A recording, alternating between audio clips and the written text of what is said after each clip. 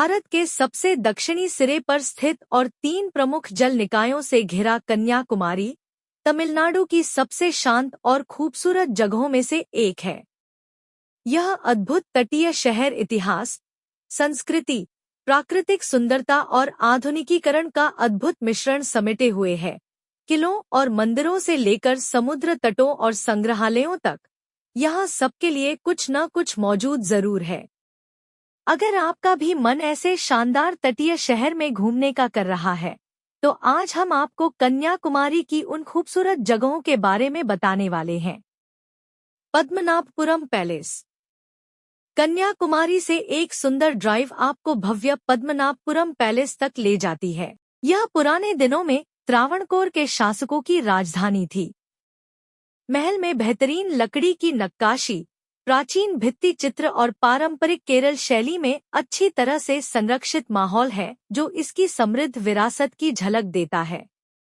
इसके प्रांगणों, हॉल और शाही कक्षों के माध्यम से आगंतुक प्राचीन काल की समृद्धि को महसूस करते हुए घूम सकते हैं। पूवर द्वीप। जिन लोगों को प्रकृति की सुंदरता के बीच शांति की आवश्यकता है, उनके लिए पूवर द्वीप एक छिपा हुआ रत्न है जिसे अभी तक खोजा नहीं जा सका है। इस पृथक स्वर्ग तक केवल नाव द्वारा ही पहुंचा जा सकता है, जहां यह नेल्यर नदी और अरब सागर के बीच विलय बिंदु पर स्थित है, इसलिए यह इसका अनोखा आकर्षण है। पर्यटक नारियल के लहराते ताड़ के पेड़ों और मैंग्रोव वनों से बने परिदृश्य जैसे शांत बैकवाटर के माध्यम से यात्रा कर सकते हैं, विविध जीवों के दृश्य देख सकते हैं। दुर्लभ पक्षी या एस्टुरीन मगरमच्छ आदि प्राचीन समुद्र तट और मनमोहक परिदृश्य पूवर द्वीप को शहर की हलचल से दूर एक आदर्श स्थान बनाते हैं। कन्याकुमारी के पास सुचिंद्रम थानुमालयन मंदिर इतिहास और आध्यात्मिकता को दर्शाता है। यह मंदिर 3 हिंदू देवताओं को समर्पित है, शिव, विष्णु और ब्रह्मा। इस प्रकार यह प्राचीन है, जिसमें जटिल मूर्तियों और विशाल गोपुरम के साथ आश्चर्यजनक द्रविड़ वास्तुकला शामिल है।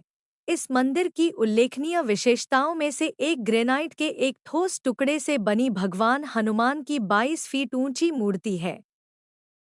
वट्टकोट्टी किला इस क्षेत्र के सैन्य इतिहास का एक प्रमाण है, जो शीर्ष चट्टानों पर स्थित है, जहां से अरब सागर का पानी दिखाई देता है, जिसका निर्माण 18वीं शताब्दी के दौरान त्रावणकोर साम्राज्य द्वारा किया गया था, जो इसके तटीय किलेबंदी के रूप में रणनीतिक रक्षा चौकी के रूप में काम करता था।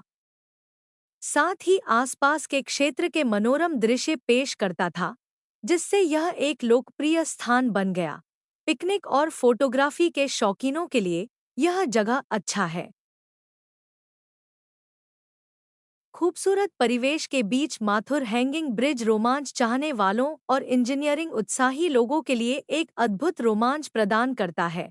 यह झूला पुल पहरुली नदी पर बने एशिया के सबसे लंबे और ऊंचे पुलों में से एक है, ताकि पर्यटक चलते समय समृद्ध हरियाली, चट्टानों से नीचे तालाबों में गिरते झरनों के साथ विस्मयकारी दृश्यों का आनंद ले सकें।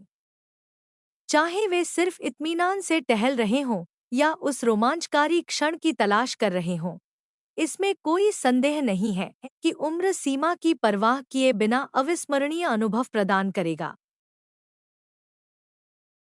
एक छोटे से द्वीप पर स्थित विवेकानंद रॉक मेमोरियल कन्याकुमारी में एक शीर्ष पर्यटन स्थल है। स्वामी विवेकानंद ने 1892 में 3 दिनों के ध्यान के बाद यहाँ ज्ञान प्राप्त किया था। यह भी माना जाता है कि देवी कन्याकुमारी ने इस चट्टान पर घोर तपस्या की थी। रॉक मेमोरियल के प्रमुख आकर्षण विवेकानंद मंडपम और श्रीपाद मंडपम हैं। बैकग्राउंड में हिंद महासागर के साथ एक विशाल स्वामीजी की मूर्ति देखने लायक है। इस जगह पर जाना का सबसे अच्छा समय अक्टूबर से मार्च का महीना है। कन्याकुमारी के आसपास का क्षेत्र सांस्कृतिक संपदा, प्राकृतिक भव्यता और आध्यात्मिक महत्व का एक वास्तविक भंडार है। ऐसे ही हर जगह समृद्ध दक्षिण भारतीय सांस्कृतिक विरासत के बारे में कहने के लिए कुछ अलग है, भले ही आप इतिहास प्रेमी हों, प्रकृति प्रेमी हों या आध्यात्मिक उपासक हों।